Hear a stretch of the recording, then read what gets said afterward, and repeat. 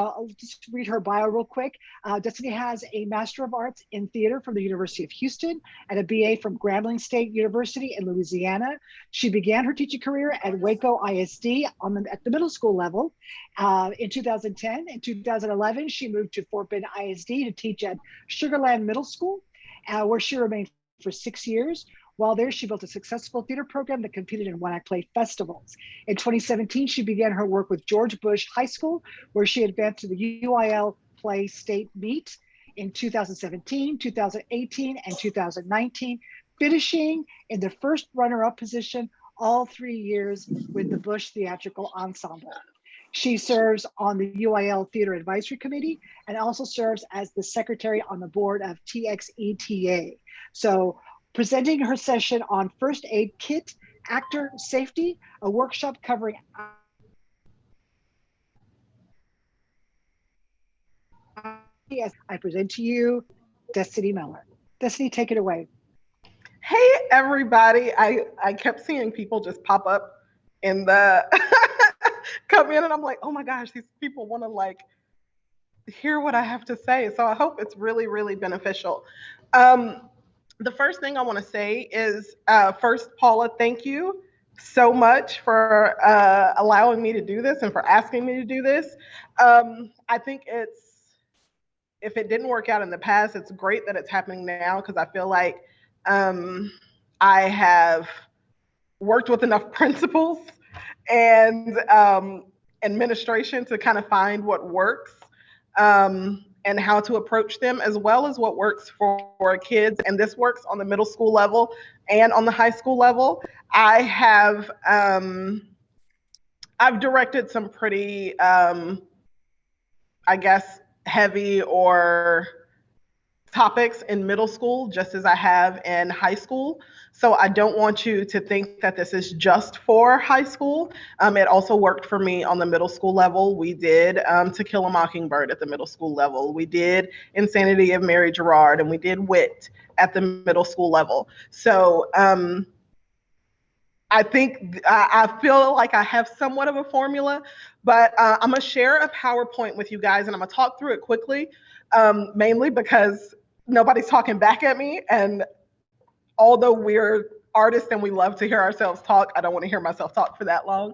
But I'm going to go through it pretty quickly. And if you have questions, feel free to ask them in the chat or write them down. And then at the end, there will be a question and answer.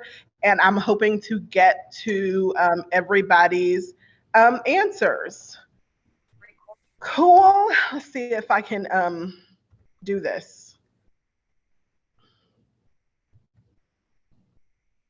Can we all see this? Yes, I can see it. Okay, perfect. All right. So we are going to start with our first aid actor safety kit. And I'm Destyne Miller from George Bush High School. I want to start with choosing your script. When it comes to me and my students choosing the scripts that we have chosen, we always want to choose something that matters to us because then we can invest in a different way than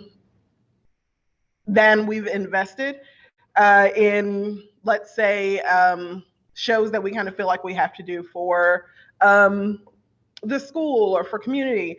But when it comes to UIL One Act Play, one of the things that we have always wanted to do is find something that matters to us and something that we feel we want to kind of share and spread far and wide. While we've been successful in UIL One Act Play, we've always felt that the thing that would make us most successful or feel successful inside is if we are telling the story that we want to tell and stories that we relate to. So things that I think about what students do I have. I think about what they will connect to. I also think about what they can handle. I've had the burden and privilege of knowing a lot of the backstories of a lot of our students. And so there are plays that I have absolutely bypassed because I know some of their personal lives and their personal stories. And so I would never want to put them in the position of having to be a part of that story in that way. I also like to think about what kind of story we want to tell. And the biggest thing, and you'll hear me say this a lot, is why this particular story? Why is this important? Because that question is going to carry you through your entire process. It genuinely will. The last question I like to ask is it our story to tell? As we all know, we've sat at home for a long time during the pandemic, and there have been a lot of questions that have been raised as far as play content and the racial diversities and things like that. So I look at the script and I say, do I have these people? Do I have these kids? Can we tell this story, and should we tell this story? And if not, if the answers to some of those are no, or all of those are no, then we will bypass on telling that story in a public manner, and we'll choose to like study it during class. Big thing. People always ask me this. They're like, how does your admin like feel about the shows you direct, and how do you get away with the shows that you direct? And I think the biggest thing is this thing right here, is knowing your admin, right? Not only do I feel like for me, I know that I can go to an administrator. One of the ones I had in Sugarland Middle School was very competitive. He was so competitive that he would send out fantasy football links and Super Bowl, those things, Super Bowl-y. And we would do those throughout the school year. So I knew he was very competitive. So I could come to him and say, I think this show will be competitive. I talked to him in the language that he liked and enjoyed. Right now, I have a very compassionate principal, and she really loves the fact that we want to, I mean, in the most cliche way possible, change the world. And so when I sit down with her and talk about shows, I love to talk about our why, and I love to talk about the way the students even respond to the shows that we've read, and why we chose the ones that we choose. And I've had the principal who I've sat down and I said, well, To Kill a Mockingbird is something that they are going to study in school. So now we have cross-curricular work, and I talk about their training. The principal before I had this one, I talked to her about not only the training, but about the college readiness of the students leaving our program going into college. So knowing your admin, knowing what to say to them and how to present the work that you want to present so that they are on your side, helps a lot. It has literally allowed me to do almost any show that I've ever wanted to do with my students, because I was able to verbalize and show them why this is important, how this gets to be competitive, and what my students are going to get out of it as far as their learning experiences. So now I want to kind of go through the process. I sped through those first two parts because I really want to dig kind of deep into this. Whenever we sit down with a show that we enjoy, the first thing that we start doing is table work, and we will spend a week on table work before we ever get on our feet. Just a quick timeline of how we work. We usually don't start this process until the end of January, maybe the beginning of February. that has happened. The beginning of February thing has happened, and that was a lot. But definitely late January. And so while we'll do the normal kind of table work things of character analysis and plot structure and what is our climax and things like that, because we tackle some heavy topics at times, I like to get into the question that I keep asking is why? Why are we doing this work? Why do you feel like it's important? And so I like to talk about the why with the students, because throughout the process, and I'm talking before we even get to our first contest, going back to the why is going to be the driving force behind every choice that is made. Then, after we get to our first contest and we advance, and if we have the pleasure of continuing to advance, coming back to why we chose this work.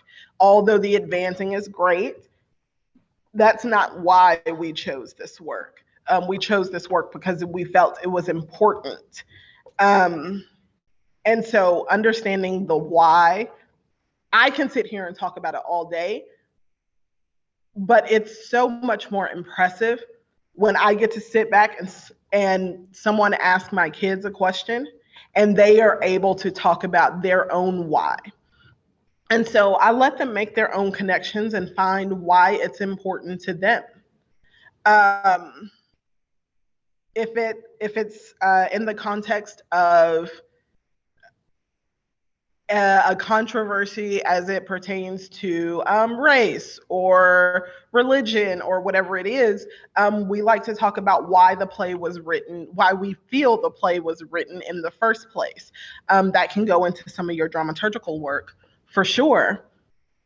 And if the topic is controversial and has if it can be controversial or uncomfortable, we create that safe space at the table during table work so they can have these conversations openly and so that they can ask questions.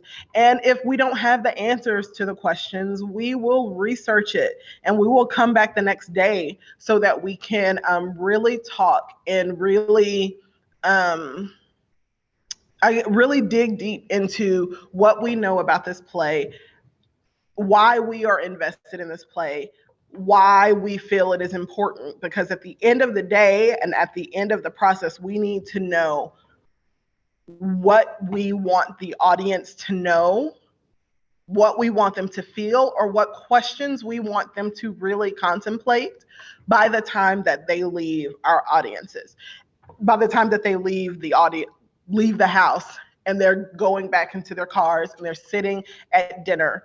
We want to leave them with something. And in order for us to know what we want to leave them with, we need to have the conversations so that we make sure that we are steering ourselves in the right directions. For instance, and I'll bring this up a little bit later, when we did Water by the Spoonful, my lead was very connected to this, just because some of this addiction was a part of his not immediate family, but his extended family. And he has seen the outcomes of that.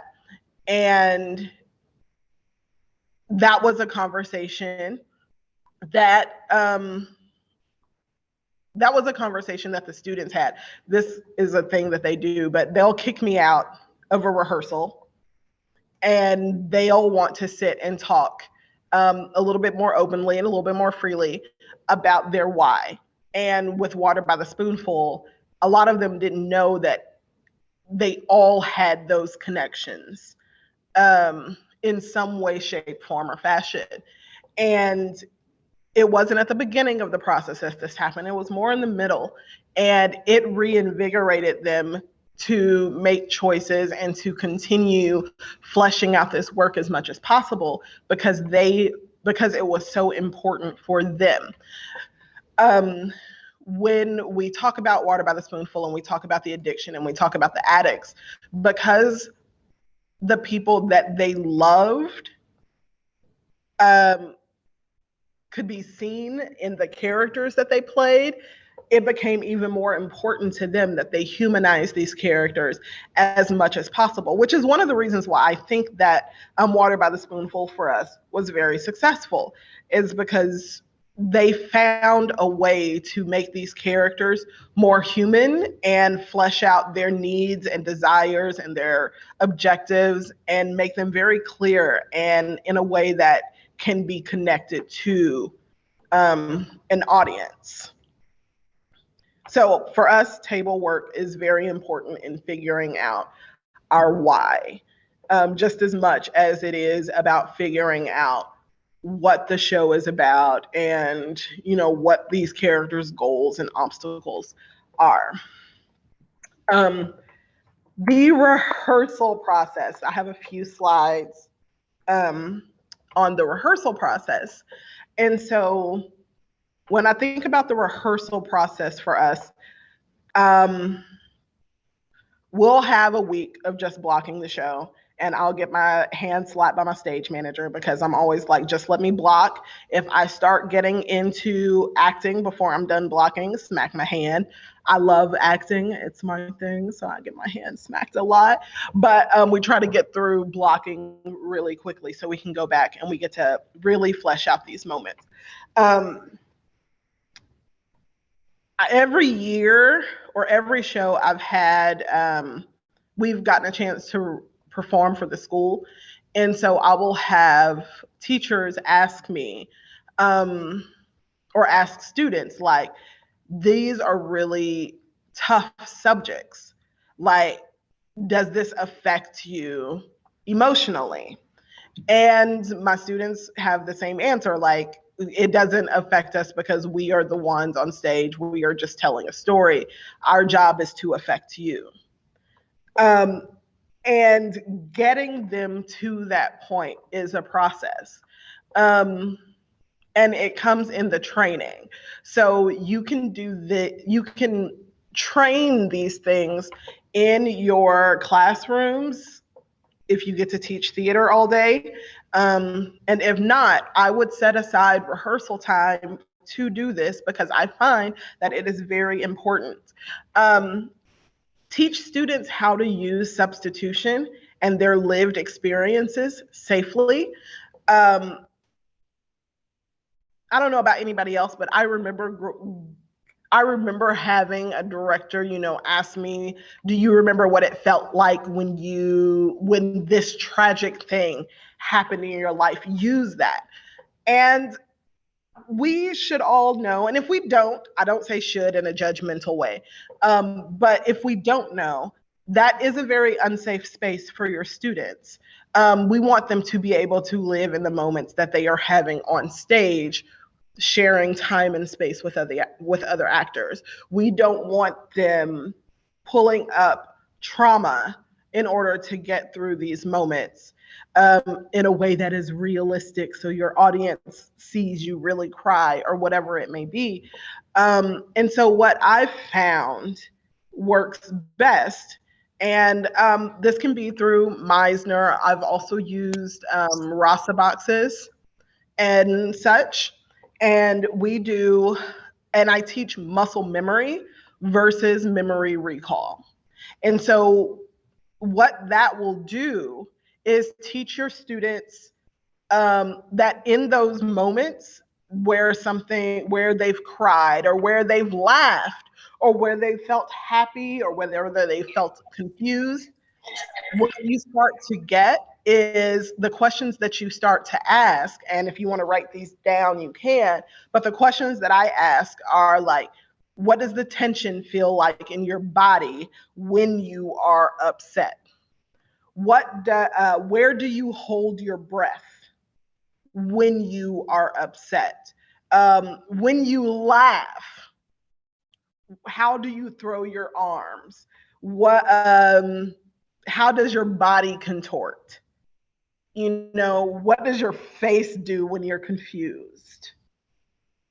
When someone's lying to you and you don't believe them, where do you hold the tension? Is it in your mouth? When you're trying not to cry, do you tap your toe? Do you ball your fist? Does the breath get caught here, or do you breathe heavier? And allowing them to explore their bodies as they are explore their bodies versus exploring these memories.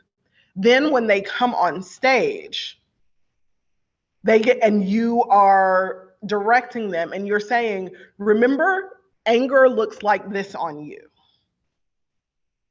It's in your hands. It's in your chest.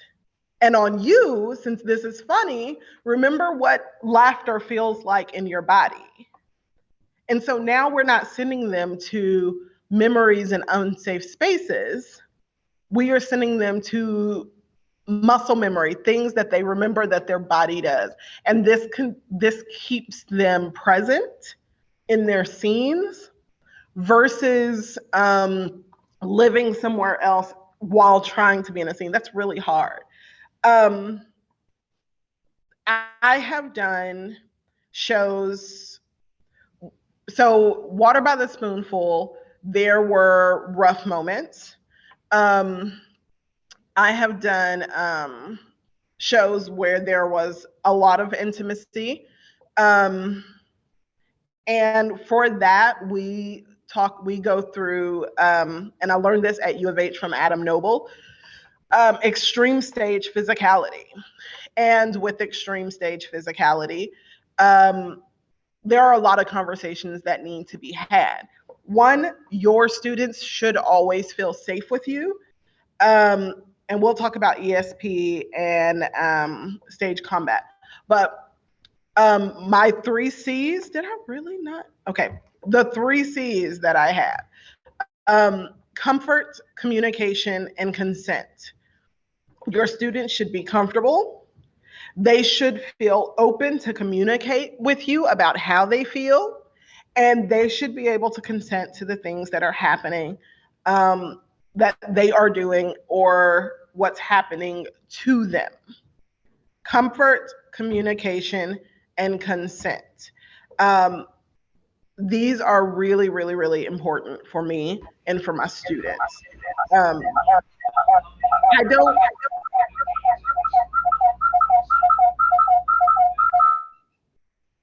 Okay. I don't always, and this is something that I explain to my students, and this is something that I want them to understand, and I want you to understand. You can have a vision for your show, and you can stick to that vision. They absolutely can say, I don't want to do this, and they should be able to step away from that without feeling like they will never be cast in anything ever again. And you get to also make a decision. You also get to say, well, this is my vision and this is what I'm sticking with. And so you may decide to cast someone else, and they should be comfortable in that also.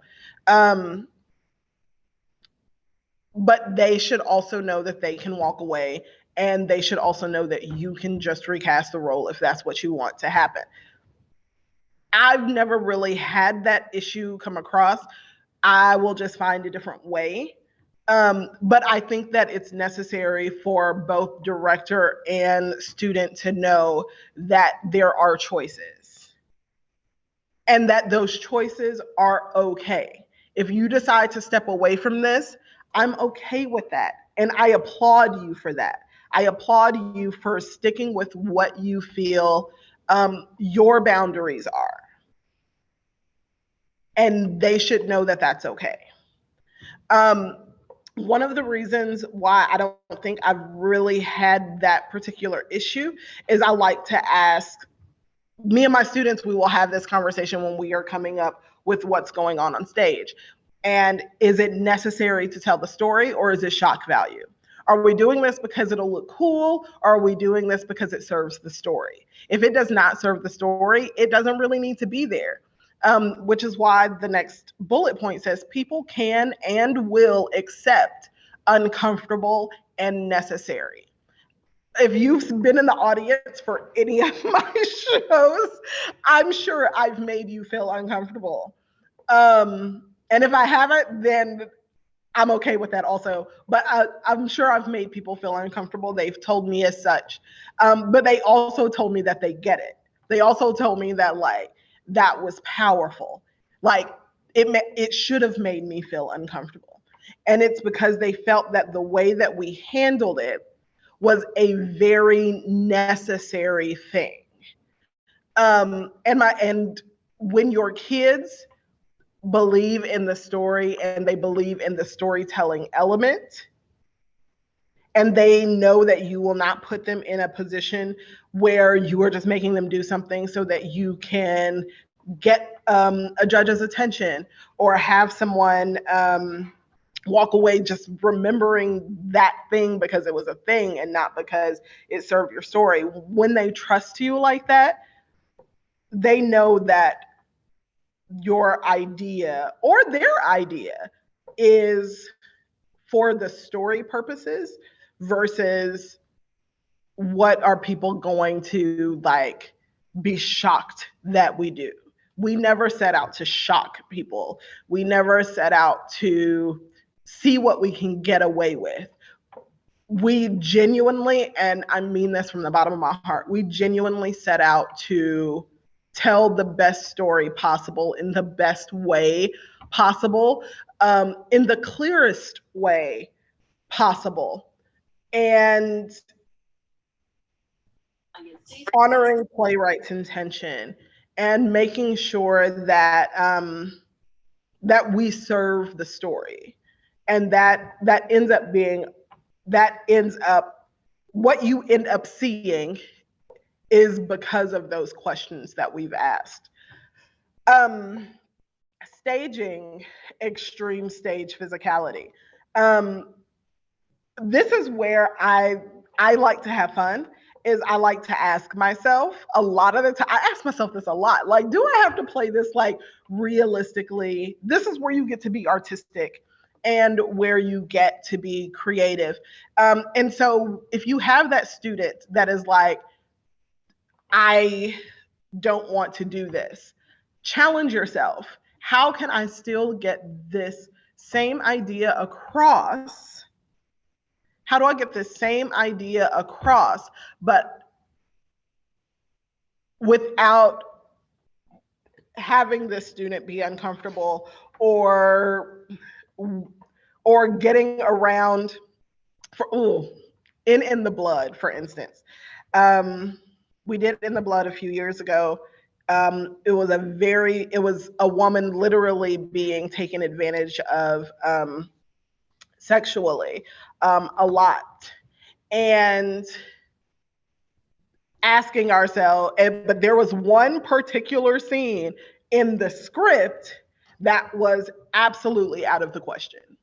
Absolutely out of the question. There was a very explicit sexual act that was supposed to be performed on stage.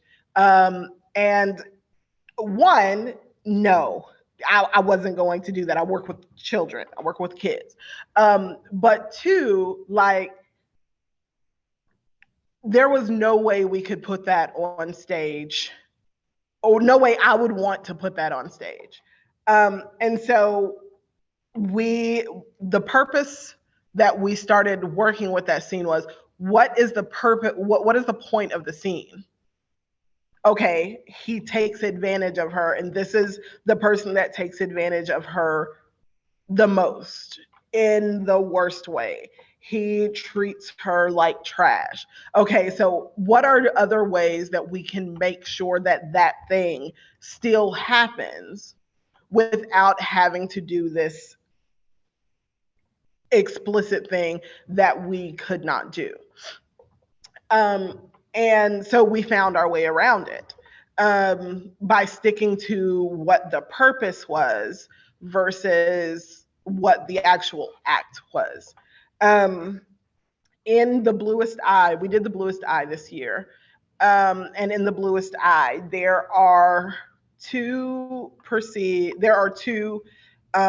rapes in that scene, in that play. And one of them is a boy and a girl, and they are actually having consensual sex, and then they are a black boy and a black girl in the 40s, and two white guys drunk come up to them with guns, and they force them to have sex in front of them. And for us, it was a COVID year. Let's start there. But even still, we didn't want to depict that on stage.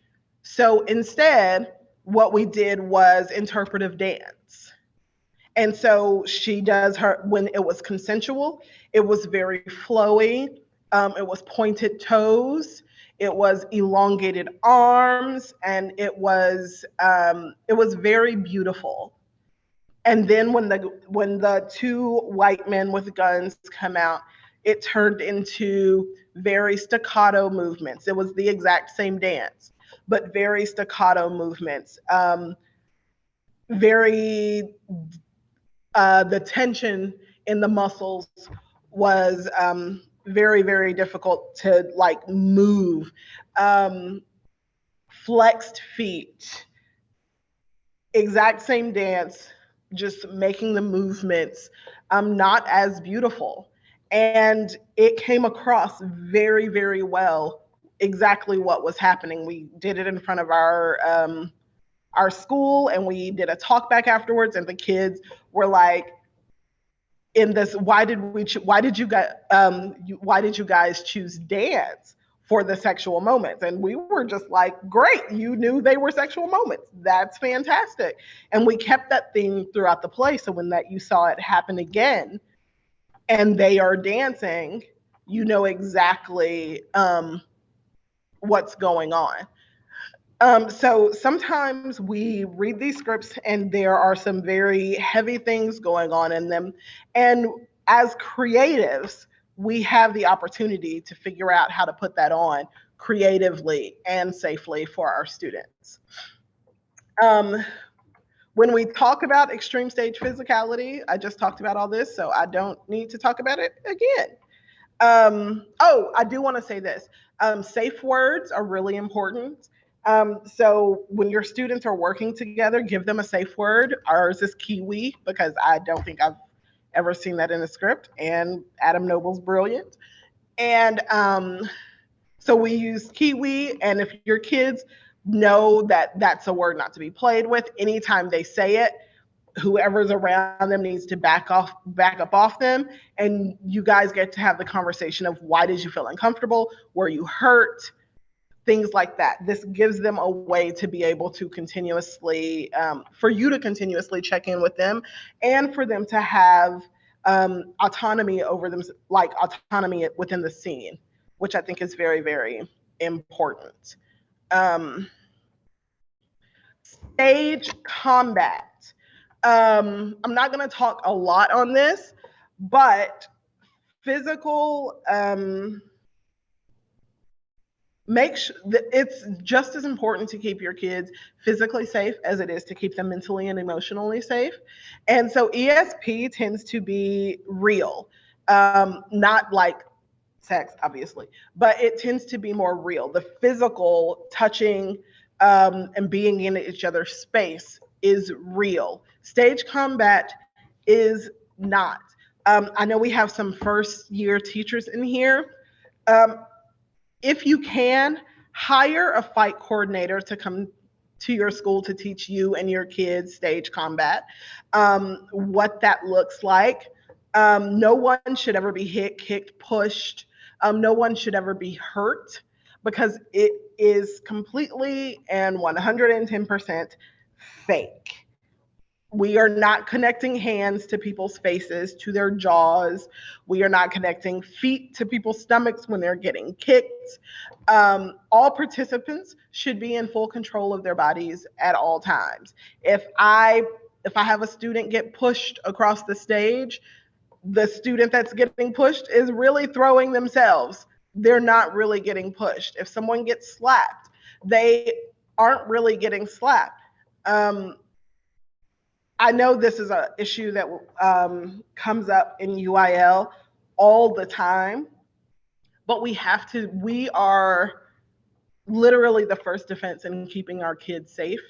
And so we need to make sure that we are doing whatever we can to keep them safe. And sometimes we don't have the skills to do that. And hiring out so that you can learn how to do that, so that you can teach your kids that, or so that someone else can come and teach your kids how to do this, will be so very beneficial.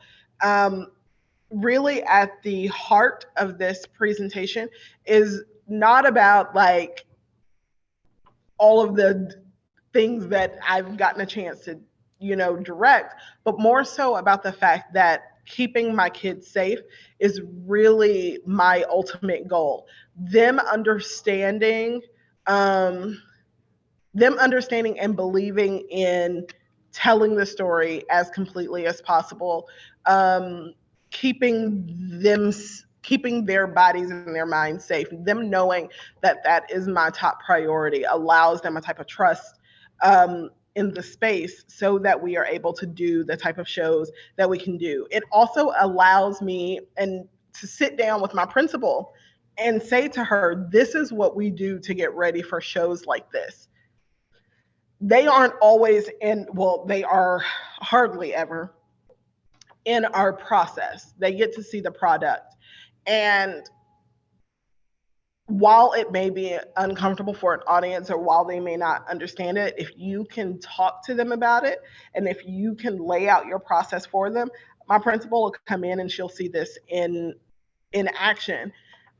It gives you so much space to work, and it allows you to really allow your kids to be a lot more artistically free, and you to be artistically free. And I think that's what we all want ultimately. Being successful in UIL One Act Play is great.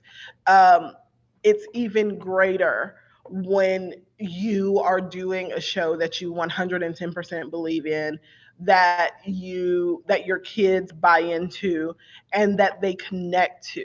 So I think that's the end of my presentation. I don't know if I've ever talked that fast in my life. But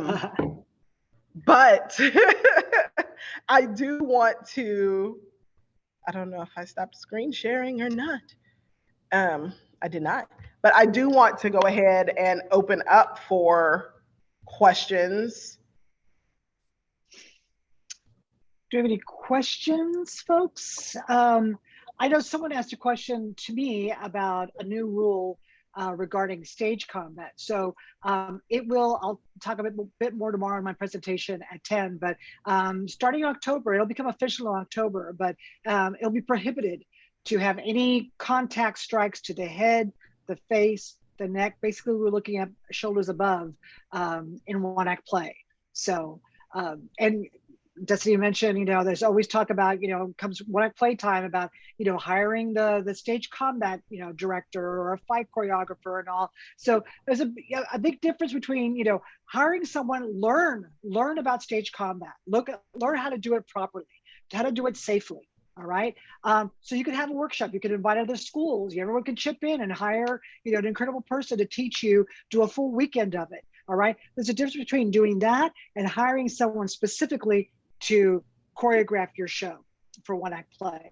All right. So learn the tools, and then you can do it, and your kids can handle it as well. So that's just we at my school, well, I've taken a lot of hours of stage combat through grad school and having people come in, or even at like a TXCTA workshop or whatever it may be. And so I haven't hired a fight choreographer in a long time, just because I have those, I've had to do that before.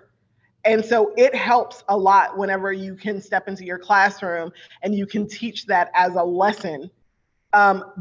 Mind you, principals love to come in and see stage combat lessons because they have no idea how they work. And then you're teaching it, and all of a sudden you're like a star on your campus.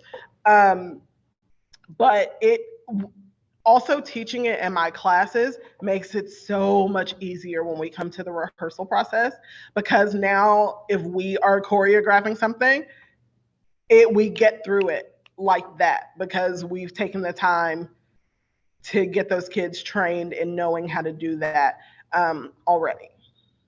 Okay.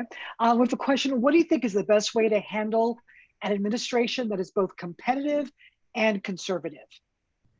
Competitive and conservative. I think that open conversations with your principals are literally the best thing that you can do.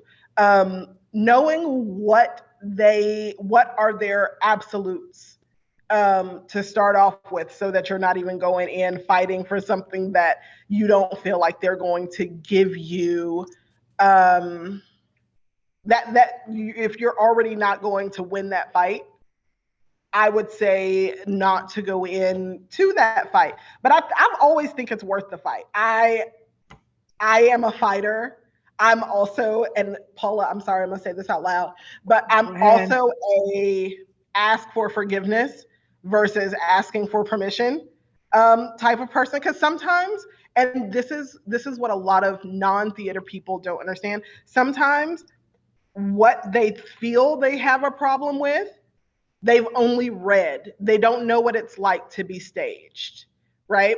So when I sit with my principals and I say, this is what we're doing, and they get to come in, and I'll have them, I will schedule them to come in and watch a rehearsal and watch a scene. And then I will ask them afterwards, how do you feel about that scene? Did that make you uncomfortable? And do you want me to change it? What would make you comfortable putting this out, saying that this is represented by our school? How can we make this more comfortable for you to put your name on and to put our school's name on? Doing that with because I've had a semi-conservative principal, and that kind of made all my problems go away, is allowing her to come in and see it herself. Because when they read it, they have their own vision of what's going on, right? Your vision is not their vision. They've seen the movies, right? So they've seen all of the movies and what movies do. And so they think that that's what you're about to be doing on stage with children. And you're like, no, come in and see it. And then if you don't like it after you've seen it, then we can definitely talk about it. But I really do think it's important for you to fight for your vision and allow them to come and see it. Because reading theater and seeing theater are two completely different things. Good point. Good point. Really good question here, Destyne. What about the parents? Aren't they concerned about the sexuality, the sexual contact that are in your plays?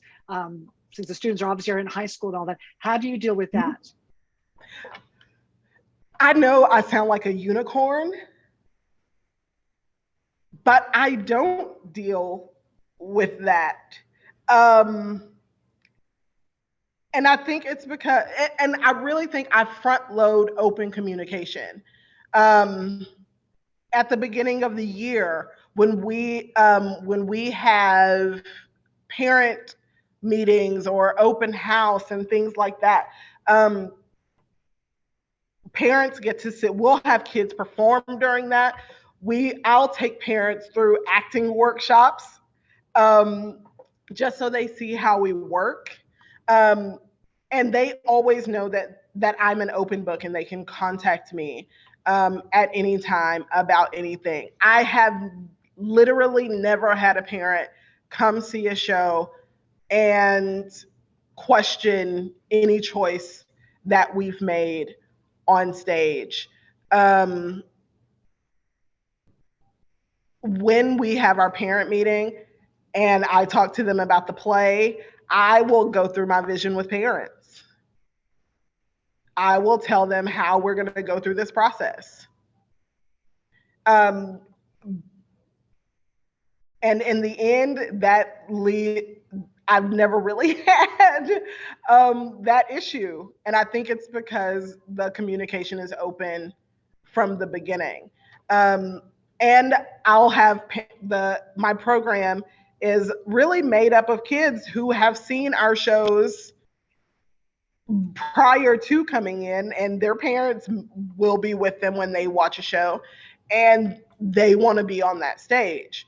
Um, I really think it's so important to be open about your communication with your parents. Like we do the range. We've done children shows all the way up to In the Blood.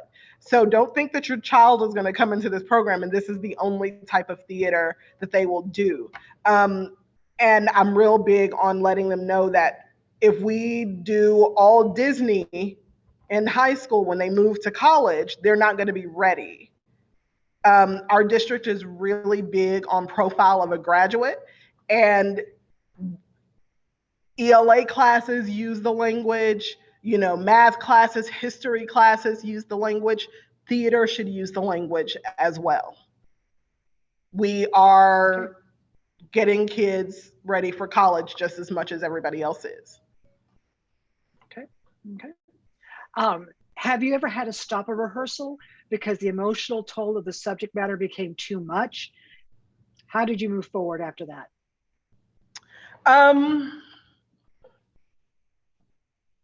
I've never had to stop a rehearsal for that reason.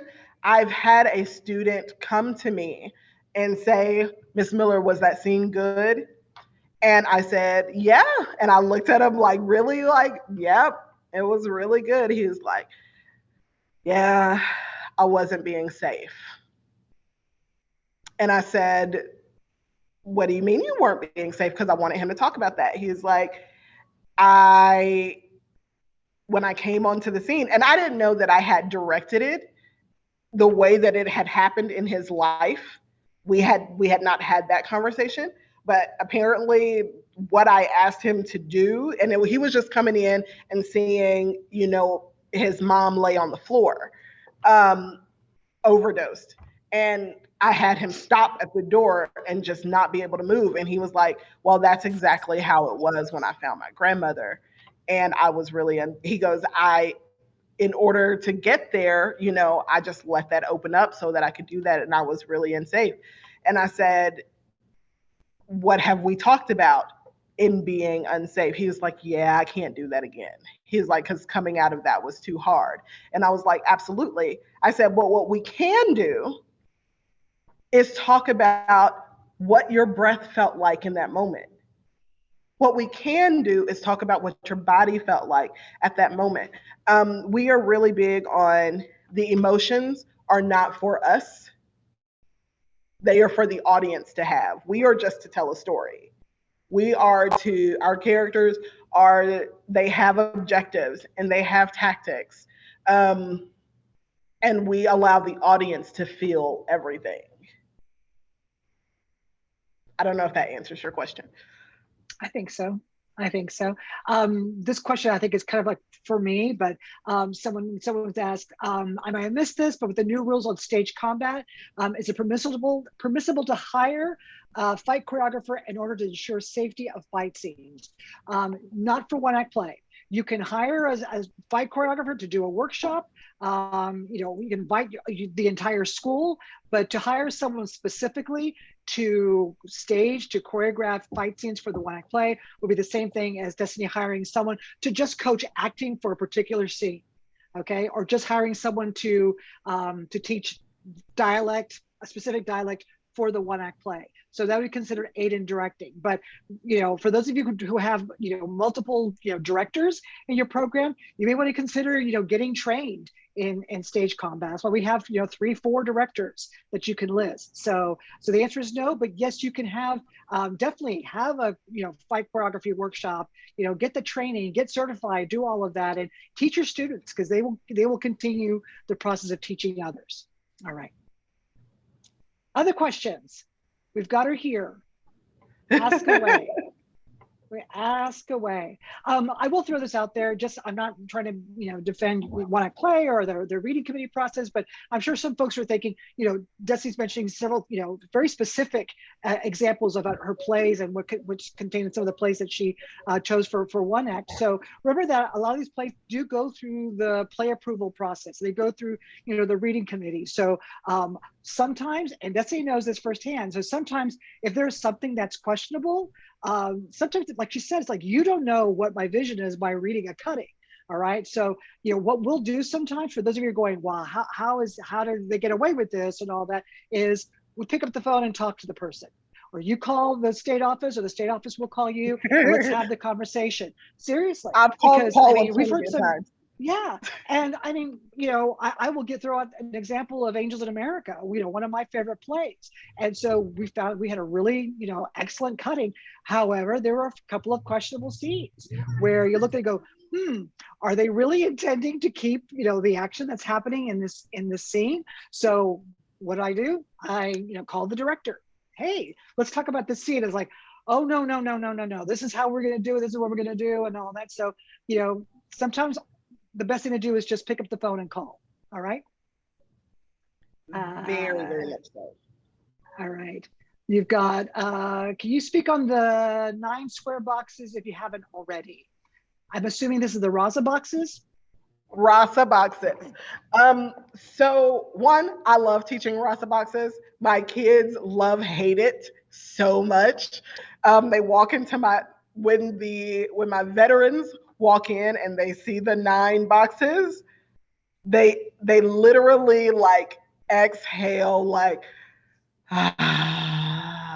and then they're like, Miller, you should have told us that we had this coming up. I wasn't ready today. And then my new babies are like, oh my God, boxes. And but by the end of it,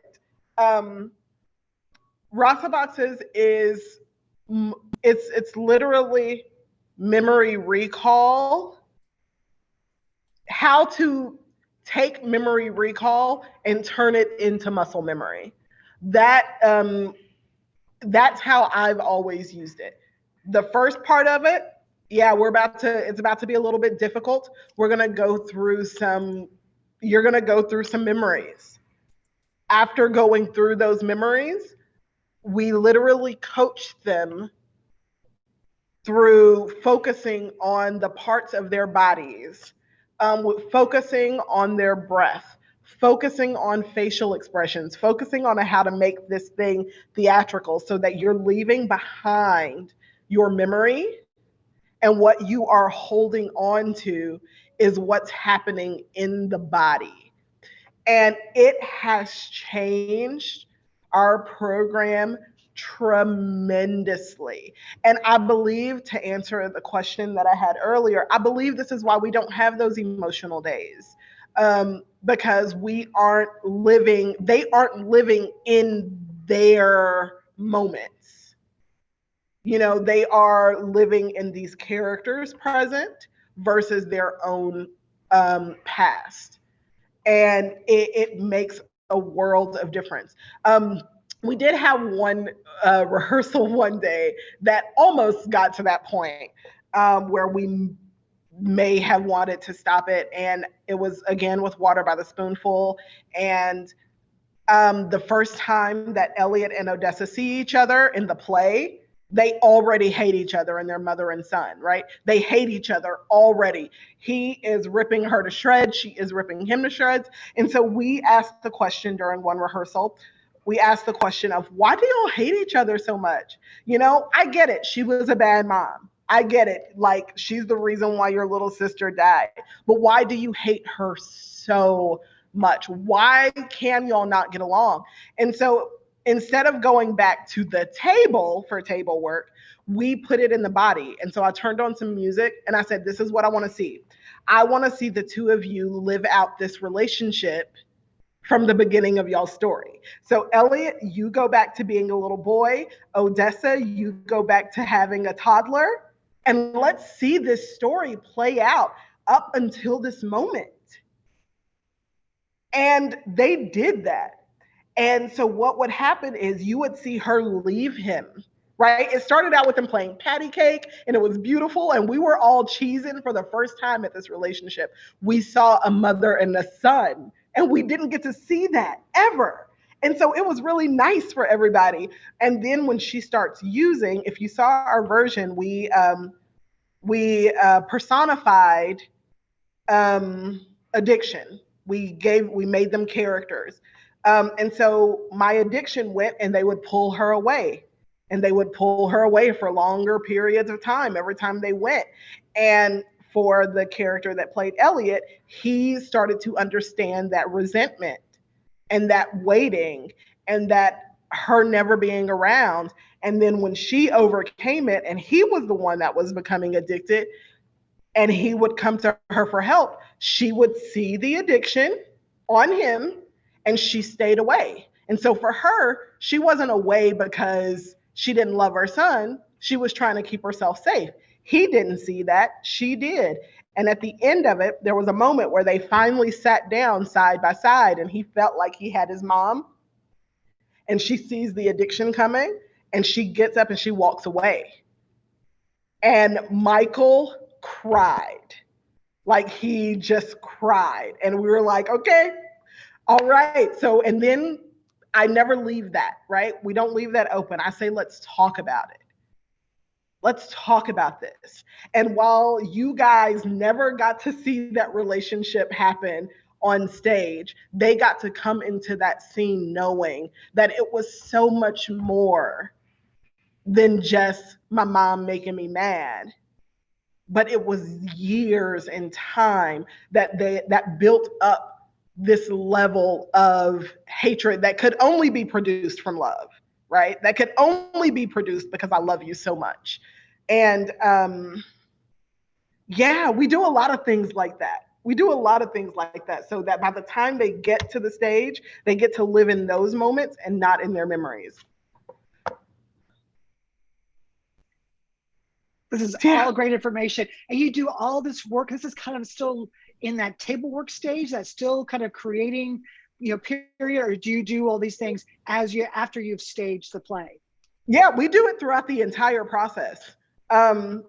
Especially like when you get to that, if you get to advance 2 or 3 times, oh my gosh, how many times have you done this play, and how many people have given you feedback on it? And we have to find new ways to love this play. This is why we don't start in December. This is why we don't start in November, because it's already a long enough process if you stay in it long enough. And continuing to find ways to love this play and to breathe life into these characters and for it to not be stale. And we love advancing, not only because it's fun, but because we get to keep figuring out stuff about these characters and we get to dive deeper. And so during our spring break, we do a lot of stuff like this. And we literally come up with exercises that fit the characters in the play and what the actors need to understand, because our kids haven't really gone through all this stuff, right? They haven't been 1940s having sex in a field and 2 white men with guns. They don't know what that's like. So how can we make this accessible for them so that you as an audience have the experience that you are supposed to have? And so we do it throughout the entire process. And somebody asked, what was the song that was played? They asked me privately in the chat, what was the song that was played? I have a playlist of songs that kids don't know because I don't want them to sing along.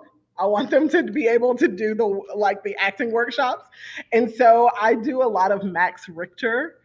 I do a lot of listening to songs at like Grey's Anatomy and all those like really tough moments. Like, what are they playing right there? And I will download them and I will have a whole playlist. And then at the end of that 1-act play session that year, I will send them that playlist so that they have all of these songs, and it's become kind of like a tradition of ours. Fantastic. Fantastic. Desi, I think our time is up. Are there any more questions? Any last questions? I know we have a lot of some compliments for sure, saying your work is amazing, and you know that you're what I play work. This is coming from other directors, and hey, this has been great information. Folks are saying, tell her thank you, thank you.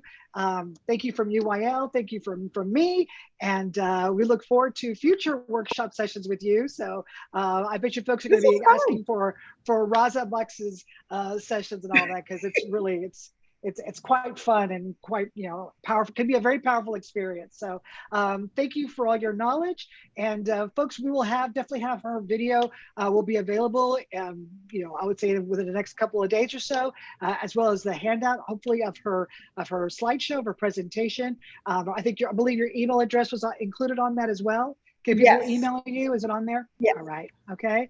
So thank you so much for your information, folks. Thank you for being with us today, this afternoon, and we'll see you again tomorrow or Friday. So go back and check the schedule.